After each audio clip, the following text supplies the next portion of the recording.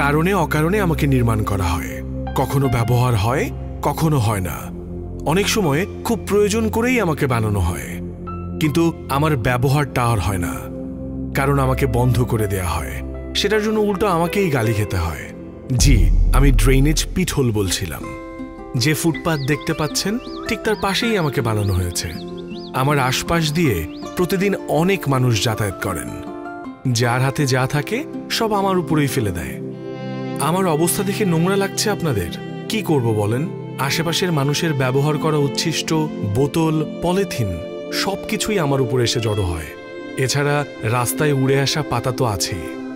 অনেক দিন হয়ে গেছে আমার কোনো ব্যবহার নেই, তবে খুব শীঘ্রই আমার ব্যবহার হবে, সামনের বর্ষায়। আমার আশেপাশের বর্ষার পানি নিষ্কাশন করাই আমার কাজ। কিন্তু এ কি, বর্ষা শুরু হলো, আমি আমার কাজ করতে পারছি না কেন? আমি পানি নিষ্কাশন করতে পারছি না কেন? তাহলে এখন কি হবে?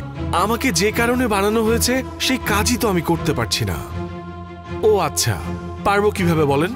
বিগত দিনগুলোতে কত শত মানুষ তাদের পছন্দের প্লাস্টিকের বোতল ফেলেছেন যেখানে সেখানে, পলিথিন ছুঁড়েছেন। এখন তার সবকিছুই আমার মুখে এসে আটকে গেছে। পানি নিষ্কাশন কিভাবে করব বলেন? আস্তে আস্তে পানির উচ্চতা বাড়বে আর মানুষ এসে আমাকেই গালিগালাজ করবে। আচ্ছা, আপনারাই বলেন তো, দোষটা কি আমার নাকি আপনাদের?